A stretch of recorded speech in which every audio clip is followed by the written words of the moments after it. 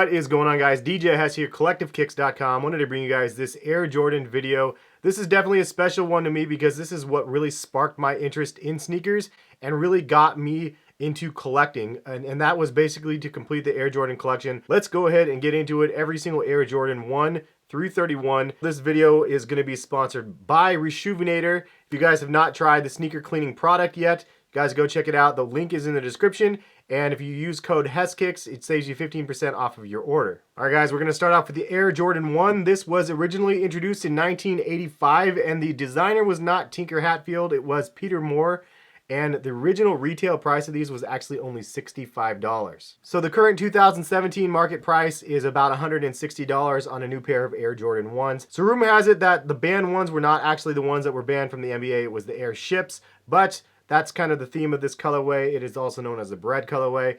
Jordan was allegedly banned from the NBA of wearing this colorway, and every time he decided to actually wear these sneakers, he was charged a fine. Basically, Nike ended up picking up the tab when these things were banned. So 1986 and 1987, the Air Jordan 2 debuted, and you can see that there is no swoosh branding on this model. The original Air Jordan 2 actually had Italian leather, which would be actually awesome if the retros would also include that fine Italian leather. Original price jumped from $65 to $105, and current retail on a pair of Air Jordan 2s is $190. Also, Peter Moore along with Bruce Kilgore was the designers of the Air Jordan 2. Let's get it. Air Jordan 3, definitely one of the most classic Air Jordans. This is also the first pair that actually featured the Air unit right here, which is what Tinker Hatfield is known for, from designing that on the Air Max 1. Also, this is the very first sneaker that had that elephant print inspiration on the shoe. And in '88, Jordan won the Slam Dunk contest in the Air Jordan 3. Original retail of this shoe was $100.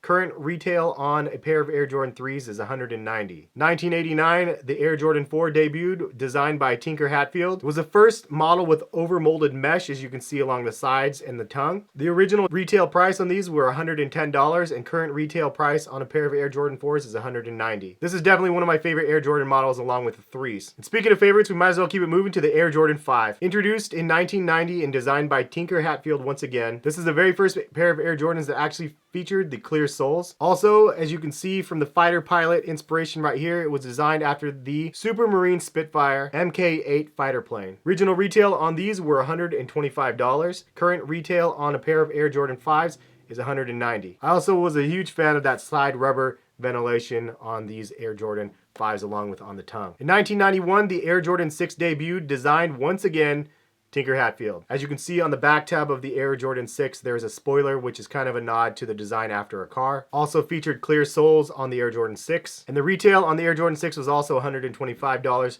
Current retail on a pair of Air Jordan 6 is $190.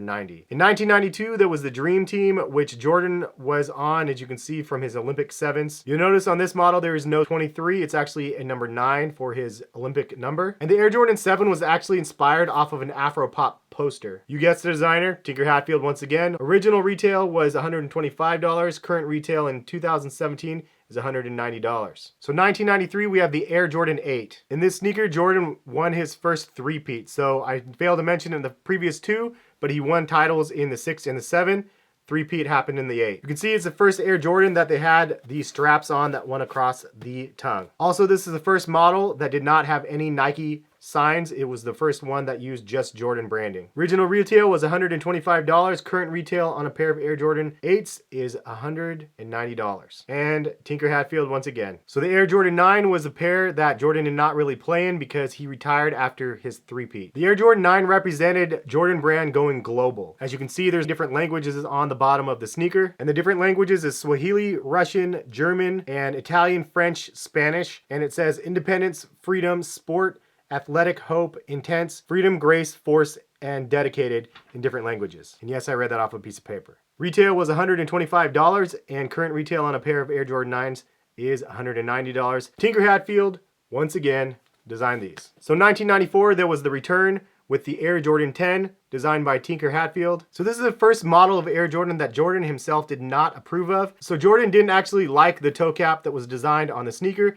So they pulled these ones from shelves. I actually have the pair that still has a toe cap, but they removed these from shelves and then reproduced them without the toe cap. So on the bottom of the shoes, you can see there's a bunch of different accomplishments that Jordan made through his career. And on the bottom, you can see it says 85 Rookie of the Year, 86 63 points, 87 scoring title, 88 dunk champ, 89 all defense, 90 scores 69 points, 91 MVP championship, 92 MVP, 93 MVP, and 94 beyond. Jordan Brand also released a city pack of the 10s when they originally released in select cities across the US. So 1995 must have been a good year because the Air Jordan 11 was released. Jordan had his 4th title in the 11, also had the 72-10 record, and this shoe represented icon madness. The patent leather of these things were obviously very, very original, and then these were paired with clear soles on the bottom. You guessed it, Tinker Hatfield once again. These originally retailed for $125. Current retail price is about $225, I believe, on the Air Jordan 11s, and they only release usually once a year, and that is during the holidays,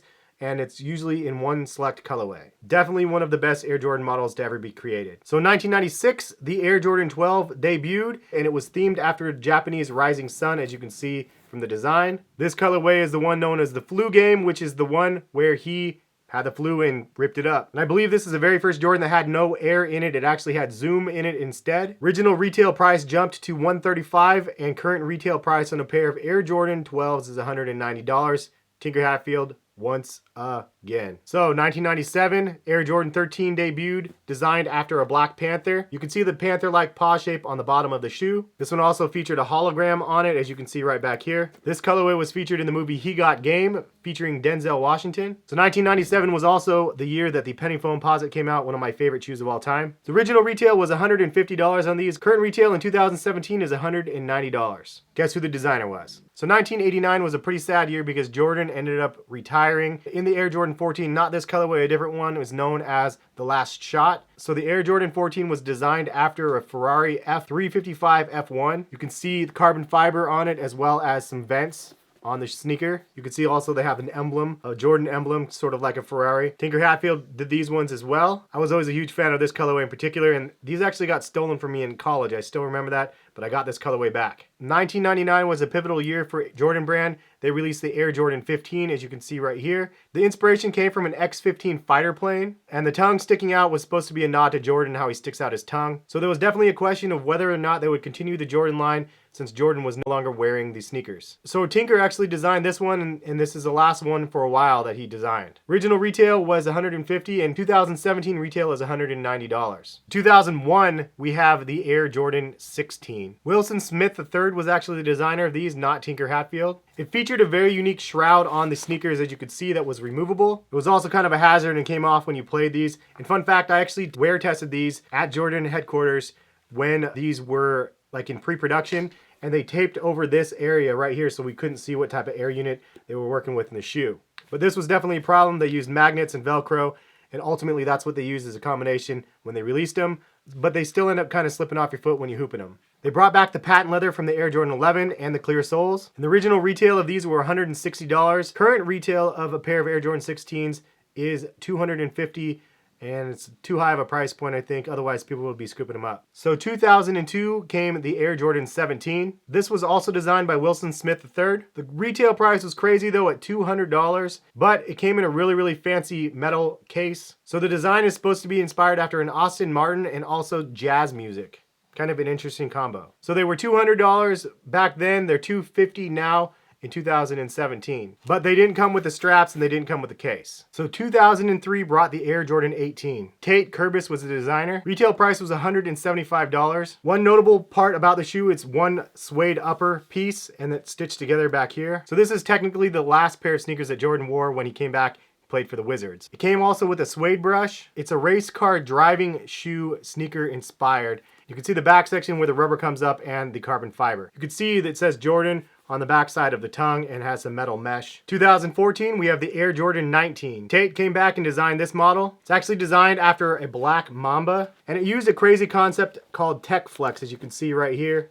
Very interesting. Also, you can see the lacing system, very unique. And they also had patent leather on the toe box. These crazy sneakers retailed at $165. So 2005 gave us the Air Jordan 20s. Also came back with a strap and the crazy ankle strap that we love to hate. So the laser etching on this shoe kind of tells the story of Jordan's career. It had independent pod suspension, as you can see on the bottom, which is known as IPS. Original retail is $175, designed by Tinker Hatfield once again. Welcome back, Tinker. 2006, the Air Jordan 21 came out. Bentley GT Coupe inspired, also featured Italian suede, and it had that IPS evolved system on the bottom with the removable pod. Dwayne Edwards was the designer of the Air Jordan 21, and original retail was $175 on this model. 2007, the Air Jordan 22. Dwayne Edwards came back and designed this sneaker. Instead of car inspired, this one is fighter jet inspired after an F-22 Raptor. So you can remove the Air unit on the back of these again, and you can switch them out for zoom.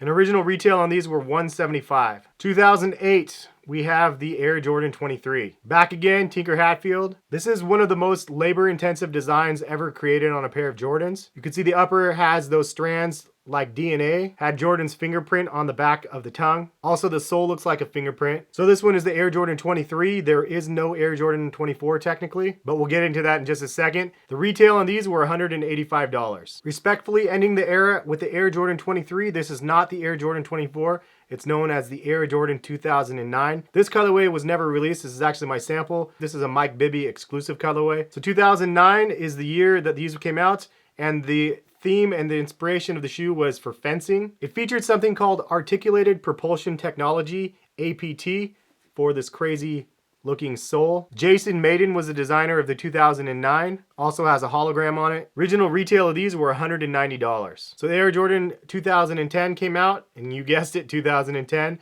not the Air Jordan 25. And you could see the window that they have here, which was representing Jordan seeing through his opponents. 25th anniversary of the Air Jordan model. Tinker Hatfield came back and designed this one, and Dwayne Wade was actually the signatured athlete that wore these. Price point went down to $170. 2011, we have the Air Jordan 2011, not the Air Jordan 26. This sneaker was very tech heavy. The 2011 came with two different insoles. So they had the Be Quick or Be Explosive. This one featured Zoom, this one featured Air. Carbon fiber though on the insoles.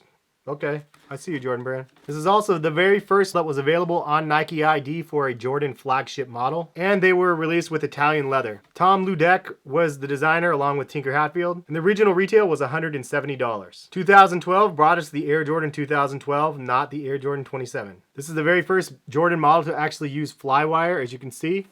It was inspired after a wingtip dress shoe, as you can see in the front section right here.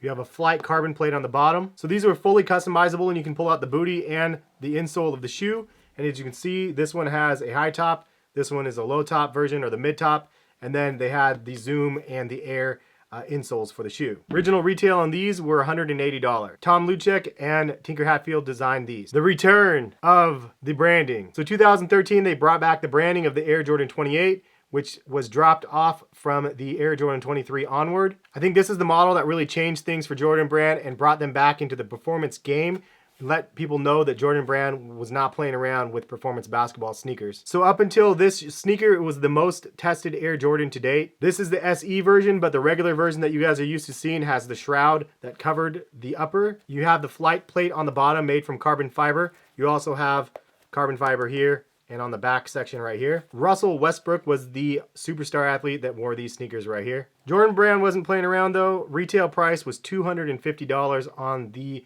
Air Jordan 28. So this is also the lightest Air Jordan to date on the Air Jordan 28. Designed by Tinker Hatfield and Josh Hurd. So 2014 brought us the Air Jordan 29. The Air Jordan 29 featured a fly weave upper, not Flyknit. This is actually thicker and more durable than Flyknit. It also brought us an evolved flight plate on the bottom. However, this flight plate was not carbon fiber. Because of that, the price point was $225 instead of $250, and Tinker Hatfield was a brainchild behind this one. This is probably one of the most comfortable, best performance basketball shoes to date. 2014 brought us the Air Jordan 30, also designed by Tinker Hatfield. It featured a lenticular toe, as you can see right here, for extra durability. It featured a knit and woven upper. The tongue also featured a globe as well as some galaxy print right here. Retail price dropped from $225 down to $200. So they changed the name on the bottom from a flight plate to a flight speed. Unfortunately for Jordan Brand, the bottoms are exactly the same as the Air Jordan 29. Tinker said if it's not broke, don't fix it. But unfortunately, consumers really thought that it was a lazy way out for the new flagship model. And I really think that they were just rushed to get this one done because the Air Jordan 31 was not ready yet. But that's just my take. 2016 brought us back to basics, sort of, with the Air Jordan 31. The Air Jordan 31 was inspired by the Air Jordan 1, features multiple branding with the Jumpman, the Air Jordan Wings logo, and you could see the fading Nike swoosh on the shoe. It has a flyweave to synthetic leather upper, features flight speed once again, and I believe the bottom is full zoom. Tate Kubris was the designer of the Air Jordan 31. Retail price was $185 instead of $200 from the previous model. So we did it, guys. That's it. Every single Air Jordan model from the Air Jordan 1 through the 31. Cannot wait to see what's in store for the Air Jordan 32. Definitely been a fan of the line of Jordans for decades now. There's a ton of fun facts to cover that I did not mention in this video, so feel free to leave those in the comment section if you guys want to do that. If you guys want to see the similar video for the LeBron line, I can do that. Just leave a comment, let me know. Reach out to me on social media, at HesKicks on Twitter and on Instagram. I had a lot of fun making this video. It took me weeks to create, and hopefully you guys enjoyed it. And again, if you guys did, please hit that thumbs up button, show you guys the support. Appreciate you all for watching. Have a good one. Peace, guys. And we out of here. We done.